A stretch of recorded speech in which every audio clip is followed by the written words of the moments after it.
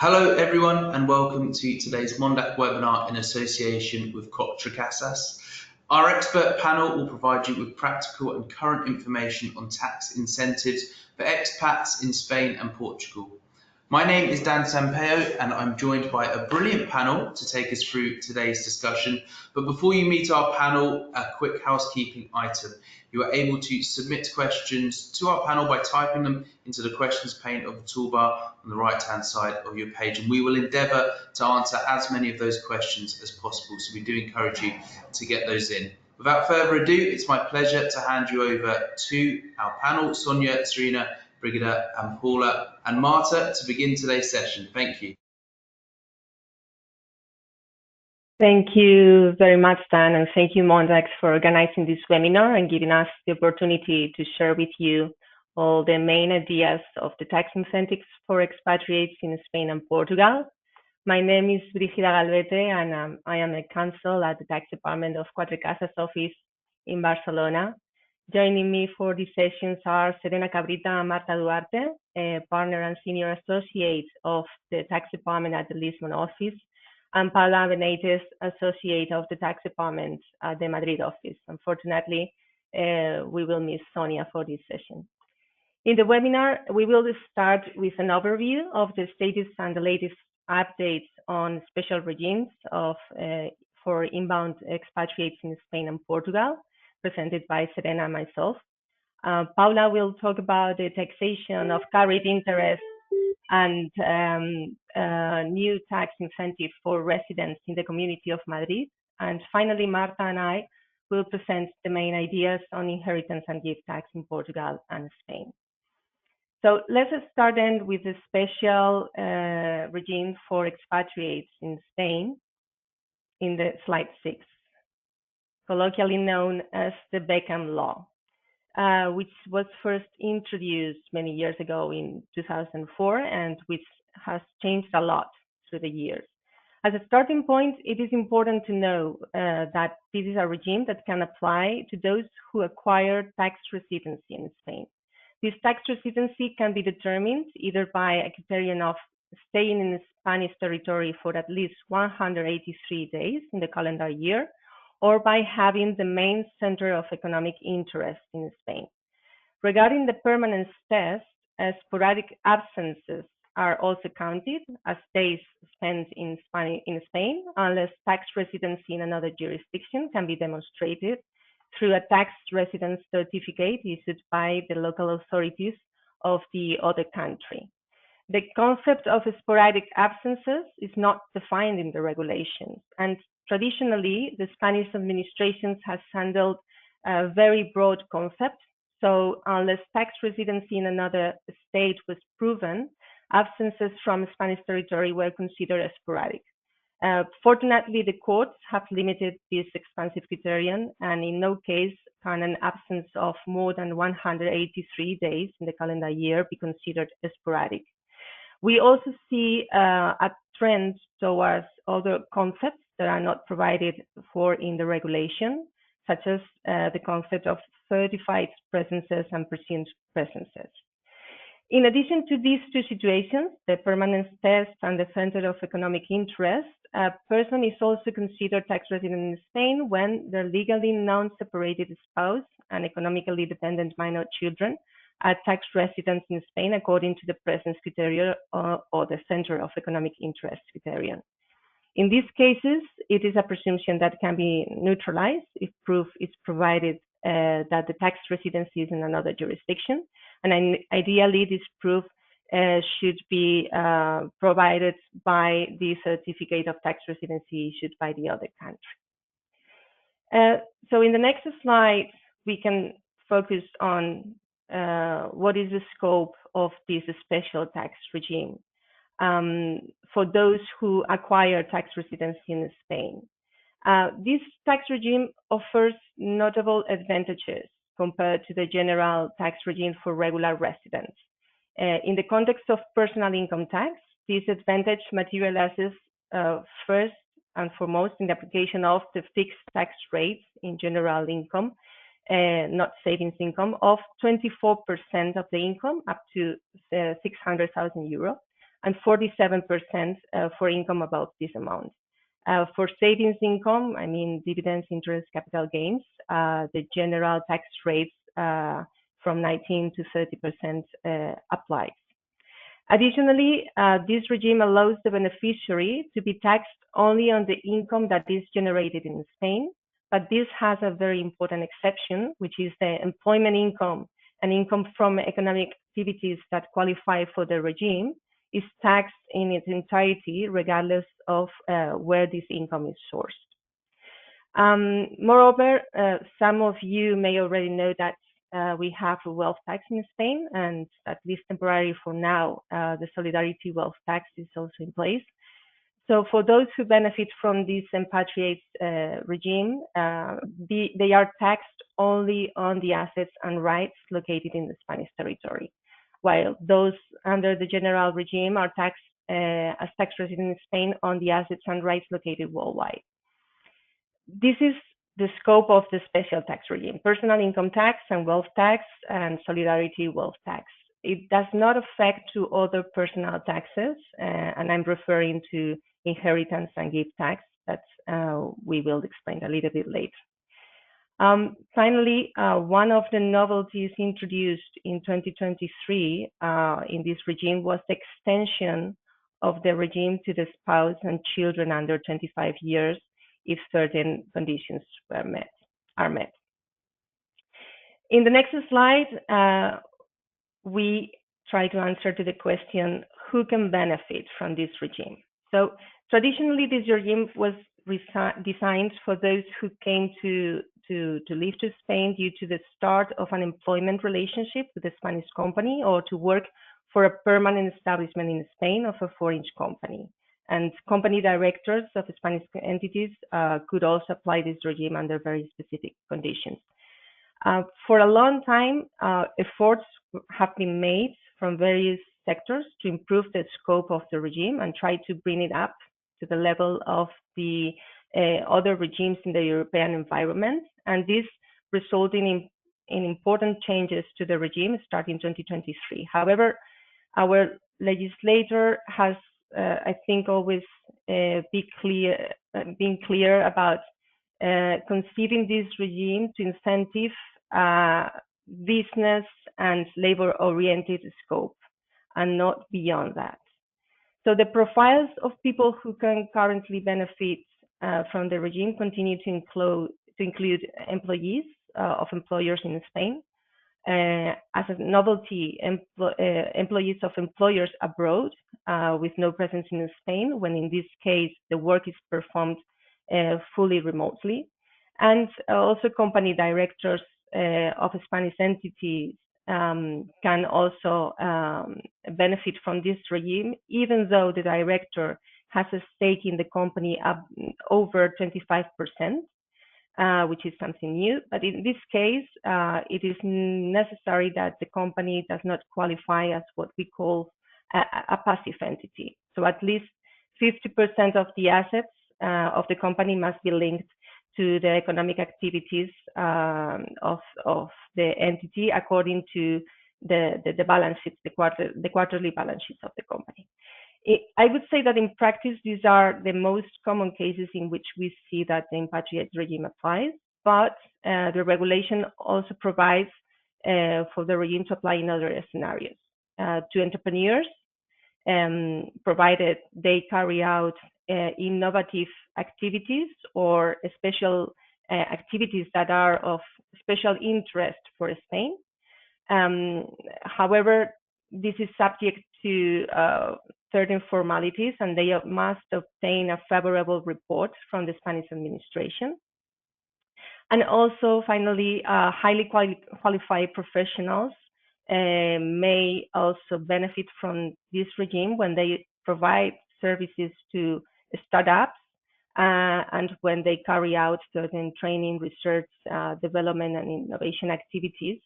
But also the condition of highly qualified professional needs to be certified or somehow accredited. In the next slide, we refer to two main basic conditions to have access to the regime. First, it is necessary that the person has not been a tax resident in Spain in any of the 5 tax years prior to the move. This requirement has been relaxed since 2023. Previously, it was 10 years. And in the case of individuals who have maintained certain ties with Spain, it will be obviously necessary to review that there is no risk of incurring in tax residency in Spain according to the criteria that we have reviewed at the beginning of the presentation.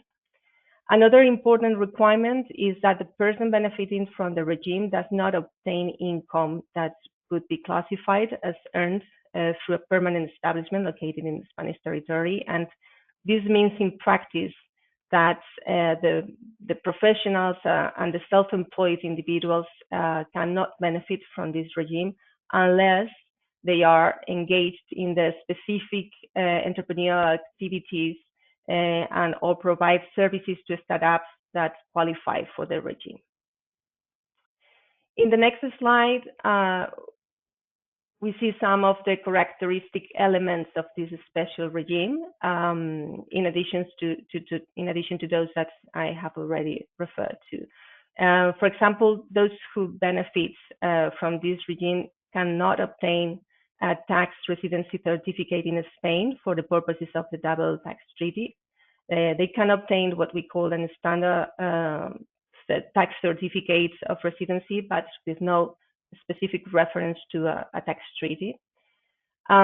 This basically means that the benefits of the tax treaty cannot be extended to individuals under this special regime. Also, it is important to know that the regime has a life of 6 years. So beyond that period of time, the individual, if she or he remains in the Spanish territory, will be taxed under the general rules. Also, those who benefit from the Impatriate tax regime do not need to report on the assets that are located abroad, which is this Form 720, which is a kind of annoying formality that, if failed to be complied with, could involve some penalties.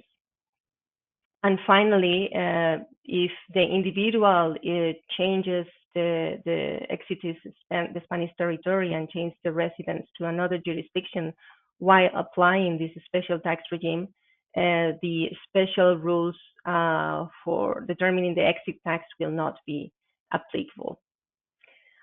Finally, we conclude this part of the presentation in the next slide with a reminder of the tax rates that apply to the individuals who benefit from this special regime. So as I mentioned before, for general income, the rate is 24% up to 600,000 euro and 47% above this amount. And this, just to give you an idea, and even though, I mean, the tax rates in Spain can change from region to region, a tax resident individual under the general standard regime can be subject to taxes between 45% to 54% above 300,000 euro. And only from 13,000 euro, more or less, the marginal rates are above 24%.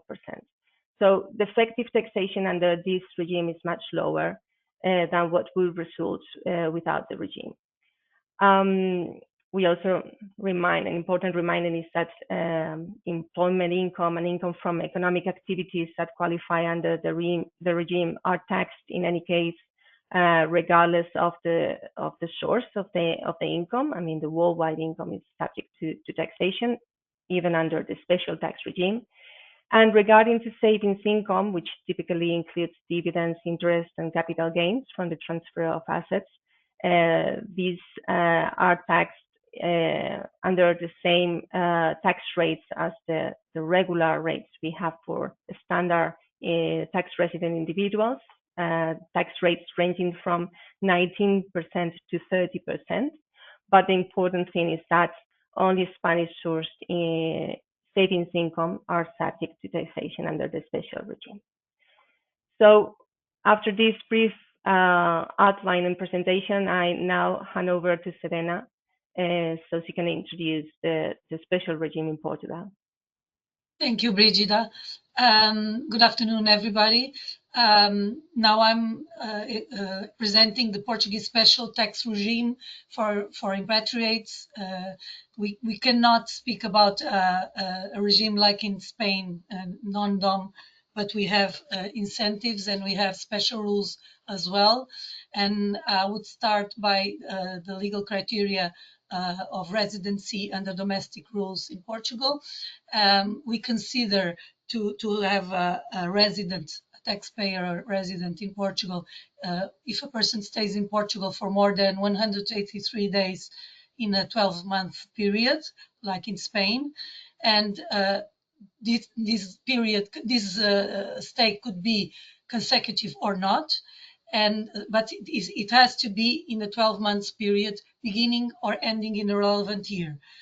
This could be a fraction of a year. So if you come to Portugal in the middle of a year or in the last day of the year, your period as a resident will start counting in that day, which means that if you don't have any period of any more of 183 days, you are not eligible under this criteria. You have to look if you are under the second alternative criteria, which is the habitual habit, which means that you have to maintain a dwelling at your disposal, suggesting an intention to keep and use it as your habitual residency or any day during the period mentioned, which means either you have a period of 6 months in Portugal, or if you don't have it, you have to maintain a dwelling, suggesting that you intend to keep using it as your habitual residence with your family, with your kids, with your all your activities. Of course, it is not required that the dwelling is owned by the taxpayer. It is sufficient that there is a legal title that entitles the taxpayer to use the dwelling, such as a rental, an usufruct, or an occupancy title. But nevertheless, it must be a title, and that has to show stability of the dwelling. Like I said, Portugal applies a fraction tax year criteria, and that this is very important because in the first and in the last year of residency, you could be resident in two different countries. So you could be a resident in Portugal for the fraction that you are in Portugal still, and in the other country where that could have an annual criteria. So potentially you could have to seek for advice in two countries. The conflicts of double tax residency are always solved by the tiebreaker rules of the relevant double tax treaty, and Portugal has signed more than 80 tax treaties. With the UK and Ireland, for instance, we have it, and with the UK, it's the more ancient tax treaty that Portugal has. So it's very clear that we don't double tax income sourced abroad. For the non-EU citizens, we require pre-immigration planning, which means that someone that is not a EU citizen, a visa or a permit of residency is mandatory, and we can cross this with the Golden Visa program, which is in force still in Portugal.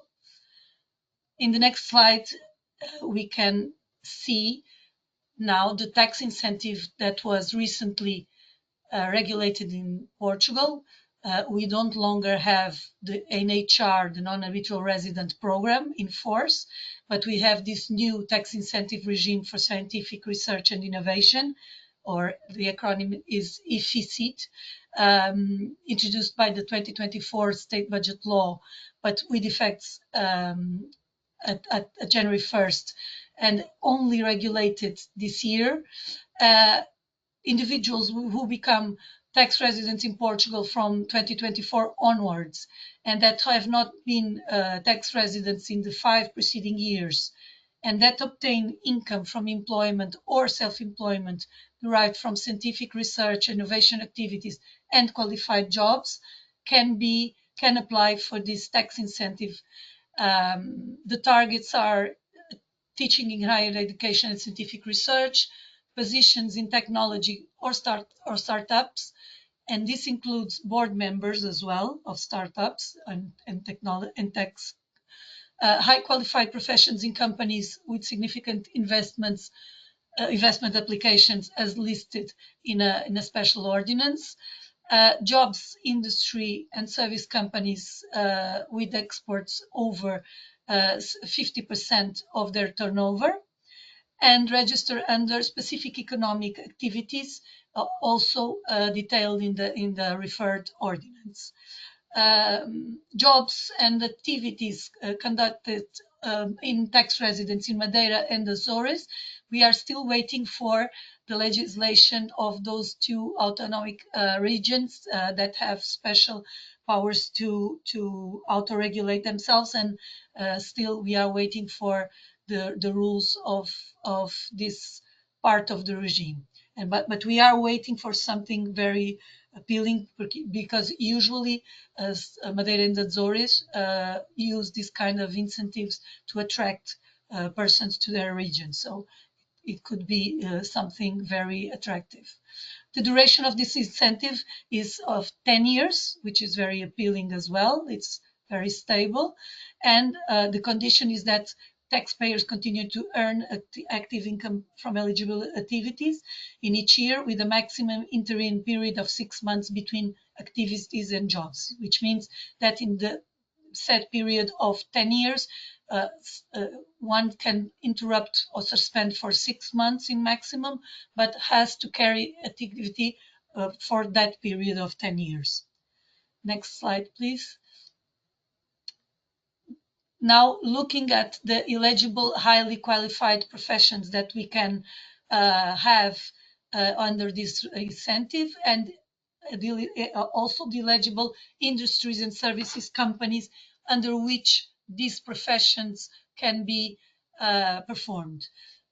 The first one is directors. So if we have a director in which including general and executive managers, administrative and commercial services, production and specialized services providers, we under the industries and services companies that we are listed in the slide below: extractive industries, manufacturing industries, information communications activities, research and development of physical and natural sciences, higher education, and human health activities. If you are a director of one of these industries, or you are a specialist in physical science, mathematics, engineering, and related technical fields, industrial product or equipment designer, doctor, university and higher education professor, or specialist or information communication technology, you are one of the eligible person to be either employed or self-employed, to be under this incentive. And in such case, as we can see in the next slide, please, you will taxed in a flat rate of 20% applicable to income from employment, and you will be exempted from tax on foreign sourced income, covering employment and self-employed income, dividends, interest, capital gains, and rents, which means that a person that, for instance, is a director of a manufacturing industry and comes to Portugal to perform his activity in Portugal will be taxed in his salary for 20% tax for the performance of that activity, and will be exempted for the capital gains earned, for instance, in the UK or in elsewhere. And the only income that will be taxed not under this regime will be pension income and income that that person has sourced at tax havens. One should note that tax havens in Portugal are listed in a special list, which is more, let's say, comprehensive than the European list. So we should look at the Portuguese list of tax havens. The formalities for undertake this incentive are simple, but at the same time need some formal steps to be fulfilled. We must register for the regime by January 15th of each year. Exceptionally, this year the deadline was extended until March 15. Application must be filled before specific entities, depending on the activity exercised. We acknowledge that forms were approved 2 weeks ago, and the forms are quite complicated, but still feasible. And the official forms that we mentioned here that are still to be published, are now published, are still to be explained by authorities as regarding some details and some details regarding their submissions in the platforms of the authorities.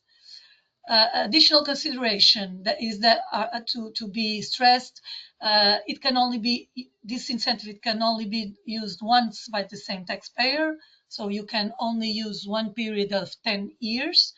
And taxpayers who benefit from the old NHR or the return program that Portugal has in place for people that lived in Portugal once and returned in the last 4 years to Portugal with tax incentives also cannot apply for this tax incentive. Next slide, please. And this is a study case that crosses the case of a Portuguese, of a citizen of the UK with the expatriate, which chooses to expatriate to Portugal and Spain, but we don't have the time to solve it here. But still, you can afterwards look at it and have an idea of the kind of the type of situations that we foresee for these rules that we talked about. Thank you. Paula? Next slide. Yeah. So we are going to discuss briefly two special sets of rules that have been implemented in Spain in the past 2 years. The first one is the special tax treatment for the carried interest income. And the next one, which is called the Mbappé Law, is a new investment incentive for new residents who come to Spain and more specifically to Madrid. Please, next slide. So as you might know, there's always been some kind of doubts or questions about how carried interest income should be treated. And for Spanish tax purposes, this was quite relevant because employment and professional income gets taxed at progressive rates of up to 50%, while dividends and capital gains get treated as more favorably. They have rates ranging from 19% to 28-30%, depending on the year. So there was quite a bit of doubt between carried interest taxpayers and between tax authorities on how this income should be treated. So as of 1st of January 2023, this doubt was solved, and income derived from carried interest proceeds will qualify as employment income. So initially subject to these higher tax rates applicable to employment of up to 45% in Madrid, but up to 50% in Catalonia, for example. But at the same time, if the carried interest meets certain requirements, is going to qualify for a special tax regime by which 50% of that amount will not be incorporated in the tax base. So the net effect will be that the interest is going to be taxed at half rates, which brings it to very similar rates to income from capital. So this regime needs to be met by certain requirements. So it applies to carried interest that is going to be distributed by a specific list of vehicles. And a bit later, we're going to see which vehicles these are. And it also applies to any kind of income that can be assimilated to carried interest. So success fees that the fund manager receives, any income that indirectly derives from the carried interest, any bonus granted by the fund manager to employees or to board members that is linked to the carried interest. one of the big requirements that have to be analyzed when we are seeing whether this income qualifies for the regime is that the rights that give rise to the carried interest need to be held for a minimum holding period of at least 5 years. There are certain events in which this 5-year period can be shortened, but they are very specific and they need to be analyzed on a case-by-case basis. There is another requirement on the person who receives the carried interest income. So it must be administrators, directors, managers, or employees of or either the entities or their managed entities or entities that belong to the group of either. And there is another point that needs to be verified on a case-by-case basis is that investors need to have received a minimum set return before, after which the carried interest can be paid. Next slide, please. Perfect, thank you. So the big thing in this case, and the thing that needs to be very, very closely analyzed, is that the Spanish regulations set a list of vehicles that may distribute the carried interest. So if the carried interest is an interest in a different fund than this listed here, it will be treated as employment income, but it will not have this special tax regime. So the 4 kinds of funds that are listed in the Spanish regulations are what we call the Spanish private equity or venture capital funds, also known as fondos o sociedades de capital riesgo, also the European venture capital funds, the European social entrepreneurship funds, and the European long-term investment funds. So these are the kinds of funds that are in the law, but last year, or precisely 2 years ago, we did have a tax ruling by the tax authorities that extended this regime to other vehicles, even though that they're not listed, that can be considered analogous or similar to the ones listed here. And this binding ruling that we quote here stated which kinds of vehicles or which characteristics needed these vehicles to be qualified as analogous to the European venture capital funds.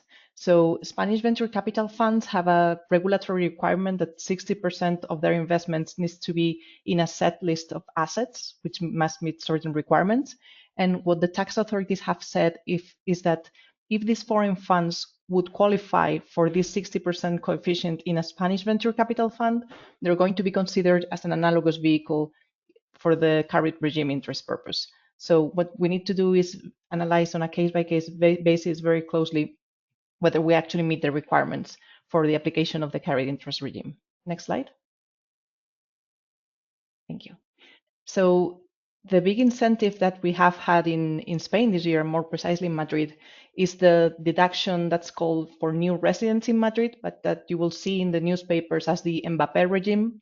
So after the Beckham regime, we have the Mbappé regime. So every time that a big footballer moves to Madrid, we have a new set of tax laws to share with you. So this was implemented as of 1st of January 2024. And what you need to understand for this is that Spain has both a central government and autonomous communities. And for personal income tax purposes, there is a single tax base, but that gets split into 2 parts.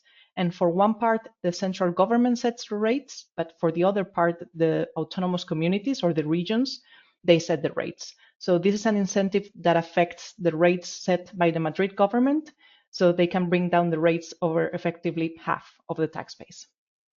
Who is this incentive designed for? It's for taxpayers, for individuals that move to Madrid, that acquire tax residence in Madrid, and who cannot qualify for the Impatriate regime. So basically, this applies to any person that doesn't move to work or to be a director, but they can be passive investors, retirees, students, any kind of activity. The only requirement as to the person is that they have not been tax residents in Spain during the 5 years prior to the year of relocation. And there is another requirement is that they must move to Madrid because the tax incentive is to the Madrid rates, and they need to stay in Madrid for a minimum period of 6 years. Otherwise, the investment incentive is clawed back, as we will see in an example a bit later. So when does the investment have to be made? There are several options, and they depend on which kind of asset is the person investing in. But the general rules is that the investment must be made in the same tax year in which you acquire tax residence in Madrid or in the year after. But in case the investment is going to be either securities or debt that has been issued by Spanish resident entities, then the investment can also be made in the year prior to the acquisition of tax residence. So we have a time period of 3 years, depending on the characteristics of the taxpayer and the investment, in which we can make this investment that gives rise to the deduction. And the investment can be, well, pretty much everything. There are very few restrictions or requirements. It can be debt securities, and that doesn't matter that they are actually traded in a market or not. It can be equity of any type of entity, whether it's traded or not. And the few restrictions that we have them here in this box at the bottom, is non-listed entities that are located in tax havens, but listed entities would qualify. Entities in which family members have a stake. So basically, entities that are related to the taxpayer do not qualify for this investment incentive, and entities in which the taxpayer is a director or employee. So this is thought for financial investment rather than an entrepreneurial investment. The big incentive in here is that if we qualify for this deduction after meeting these requirements, we gain a tax deduction of 20% of the entire amount invested. So basically, if we make an investment, we buy 100,000 euros of securities, we automatically would get a tax deduction of 20,000 euros. And we can see in the next slide how this would work with an example. Thank you. So the deduction is going to be equivalent to 20% of the acquisition value, and there in that acquisition value we can include expenses and taxes, but we don't include interest of any asset that we qualified and that we saw in the previous slide. So here we have an example so you can see exactly how big and how interesting this incentive is. If we have a taxpayer that moves to Madrid in 2025 and acquires tax residence in Madrid, and is going to stay in Madrid for at least 6 years, and in that year of entry into Spain, he makes an investment of 1 million euros. And that can be very well buying 1 million euros in listed shares in the stock market, and they don't have to be Spanish entities. So for a taxpayer that makes this investment and makes employment income of 500,000 euros, we can see that if he hadn't done anything, if he hadn't done this investment, over those 500,000 euros, we will have a regional tax liability of 98,000 and a federal tax liability of 111 for a total tax liability of 210. So that is quite a high tax rate. But if we have made this investment and we qualify for the Mbappé regime, we automatically gain a 200,000 deduction, which would effectively, you see, would wipe out the entire regional tax liability. So this deduction is conditioned to the taxpayer maintaining the acquired assets, although you can reinvest. And you can see here that if the tax deduction cannot be used in its entirety in the first year because it has already wiped out the entire regional tax liability, which is what happens in this case, the remaining amount can be carried forward to the following 5 years. So basically, in this case, this taxpayer has made the investment of 1 million. In the first year, he has already applied a deduction of 98,000, but he can carry forward deduction for subsequent years of over 100,000. So he's going to be applying this deduction until he runs out of regional tax liability, at least for the following 5 years. This can make it a very interesting deduction for those people who cannot move to Spain under the Beckham Law regime, but that still want to come to Spain, want to take up tax residence in Madrid, and are in a position to make a significant investment or acquire a financial portfolio in the year in which they move to Spain. There are some things that need to be analyzed on a case-by-case basis. As you know, in Madrid, like Brigida mentioned, we have a wealth tax liability, and we always have to analyze how wealth tax works, because that's so far a state tax and cannot be influenced by this regional deduction. But you need to study on a case-by-case basis how those two taxes have an interplay. And I think the next one is Brigida and Marta, who are going to talk about inheritance and gift tax. Yeah, thank you, Paula. Good afternoon to all. I will address now the Portuguese succession rules and the inheritance and gift tax in Portugal, two key issues that needs to be addressed once you consider a relocation to Portugal. The first part would handle the civil law matters, and the second part will handle the tax matters. So in Portugal, testamentary freedom is restricted by forced heirship rules, which ensures that spouses, descendants, and descendants who are classified as forced legal heirs receive a mandatory share of the estate. And the allocation of the estate follows certain types of rules depending on the family member that survives the decease. As you can see on the slide, usually the allocation is between 1/2 and 2/3, depending on the family member that outlives the deceased. The remaining portion of the estate, which can be 1/3 or 1/2, depending on the case, can be freely disposed of in a will. It is important to state, however, that disinheriting forced heirs is allowed in Portugal, but only in rare cases of misconduct, and clawback provisions apply if gifts made during the testator's life infringed on forced heirs' shares. Another issue that is key when addressing civil law matters is regarding the governing law of succession. And the default rule is that the law applicable to a deceased person's succession is the law of their last habitual residence, according to Brussels 4. And this regulation, Brussels 4, still allows individuals to opt for the law of their nationality instead of the state of habitual residence at the time of death. And the choice of law usually must be formalized in a will or a similar document. And if that document is executed in Portugal, it must be done before a Portuguese notary. When Brussels 4 is not applicable, this regulation is not applicable, the Portuguese domestic conflict rule on state law states that the law applicable to succession matters is the personal law of the deceased, which usually corresponds to the nationality law. Next slide, please. Now, addressing inheritance and gift tax in Portugal, this applies only to individuals. And the rule is that gratuitous transfers are liable to stamp duty in Portugal at a 10% rate. And in case of gifts, this 10% rate may be increased to 10.8% if real estate assets are being transferred. However, this stamp duty is only due if the assets that are being transferred are located or deemed to be located in Portugal. And taxable assets include Portuguese located movable and immovable property, regardless of the nationality or residence of the transferor and the recipient. There are some examples of assets located in Portugal that we have stated in the presentation. For instance, real estate property located in Portugal, shareholdings in Portuguese resident entities, monetary values and crypto assets that are deposited in the Portuguese tax resident bank or a Portuguese permanent establishment of a foreign bank, and other cases that you can see below as an example.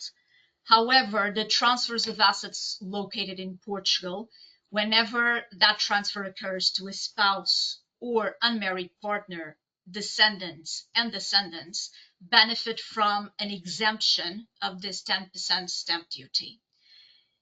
Nonetheless, 0.8% of stamp duty will always be due if real estate assets in Portugal are transferred by means of gift, even if such transfer occurs between spouses or unmarried partners, descendants, and ascendants.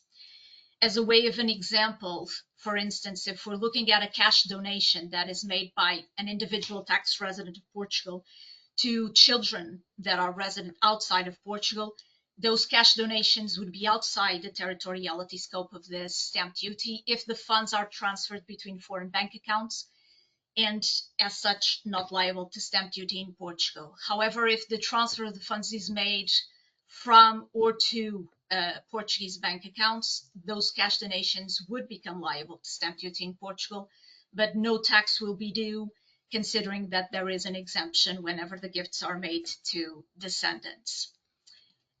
In terms of taxpayers in Portugal, the stamp duty is usually paid by the person receiving the transferred assets, so the beneficiary. There are some exceptions to it, as you can see in the slides. For instance, in case of successions mortis causa, the tax is due on the estate, which is represented by the head of the household and the legatees. That's an exception to the rule. Next slide, please.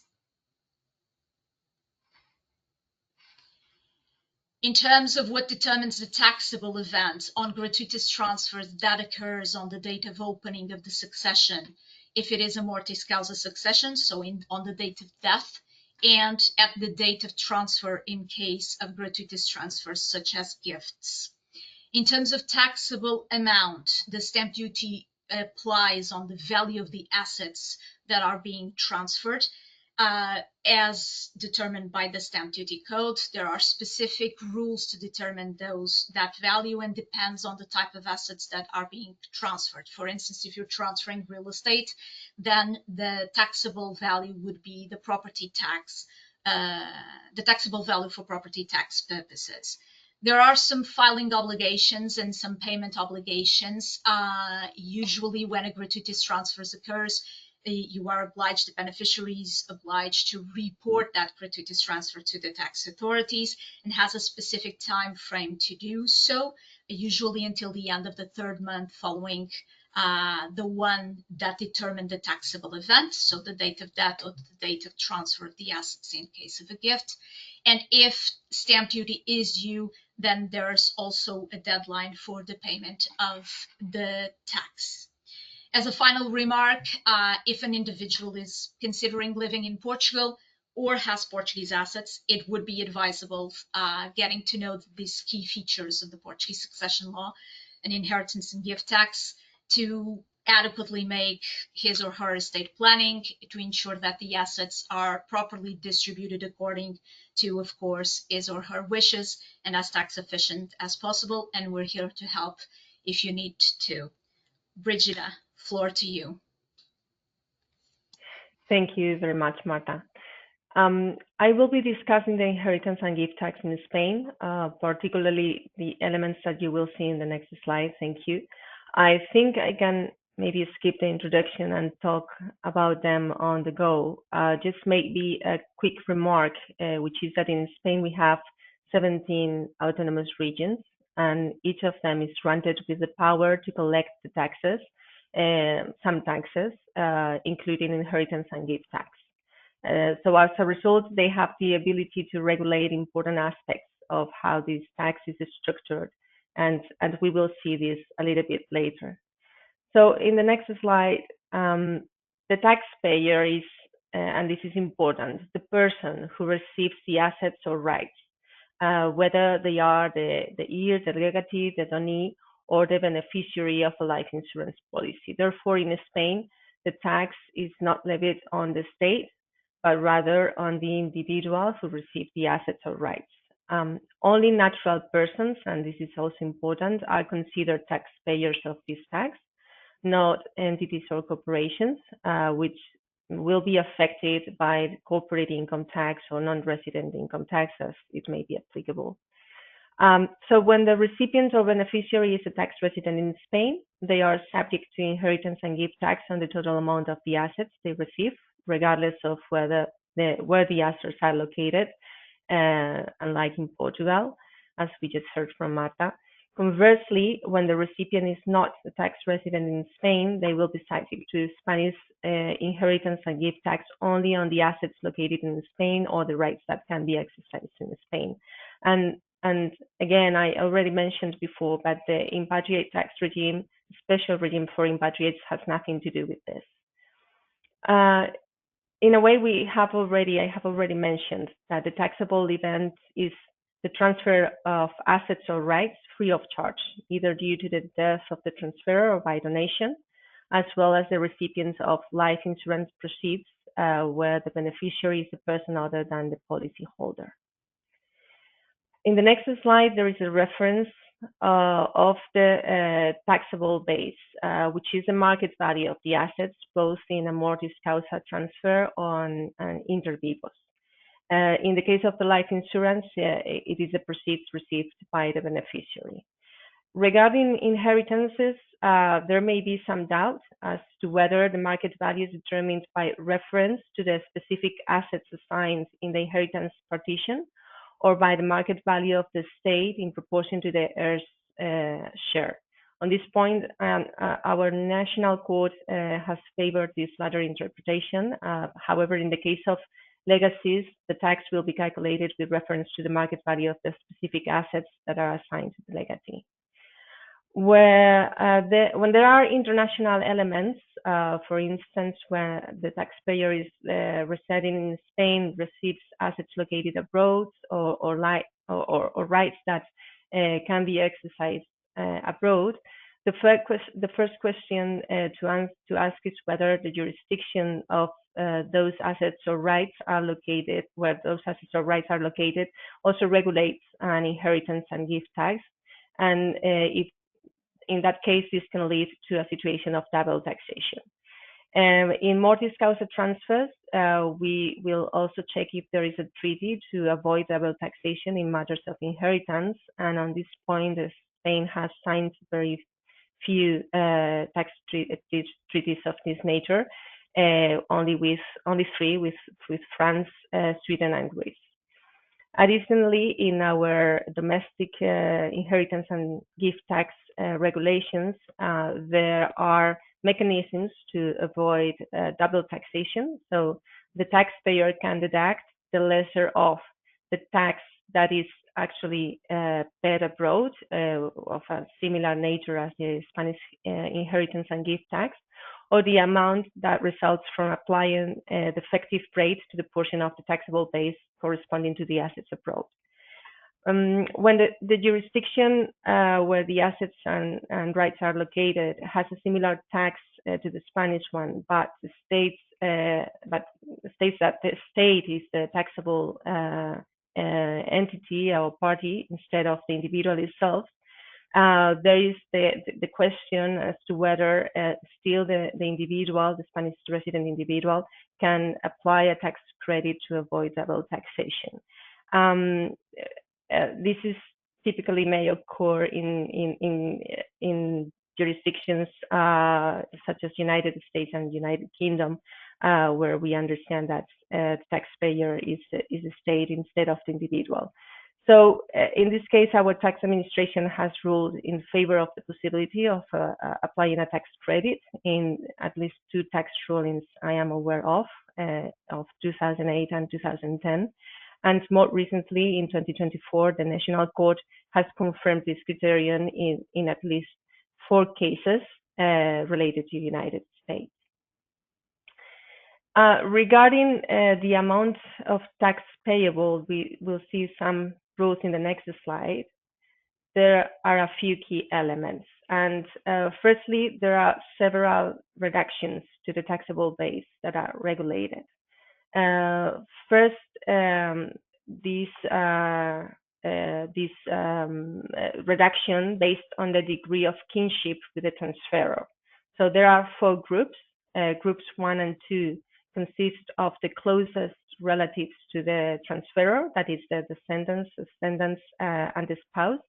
And group 4 consists of relatives of 4th degree or higher, for example, cousins, and other persons with no kinship to the transferor. So group 3 is any person in between these two.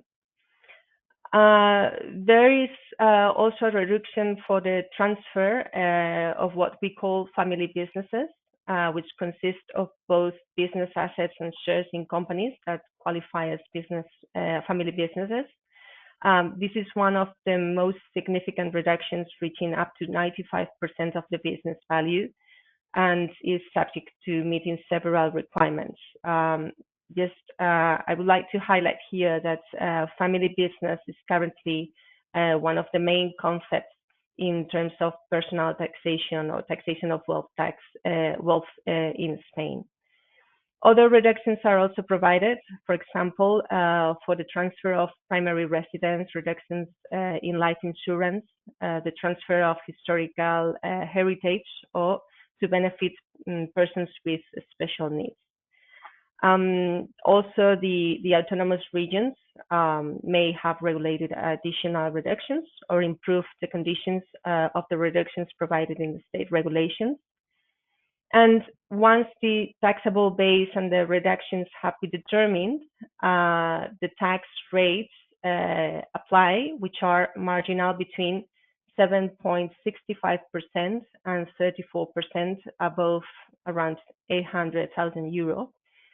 Again, the regions may regulate their own tax scales. However, the thing does not stop only with the tax rates, but we have also a concept of multipliers based on the degree of kinship of the taxpayer with the transfer and the pre-existing wealth of the taxpayer, and these multipliers can be as high as 2.4, even though the regions can regulate at different multipliers.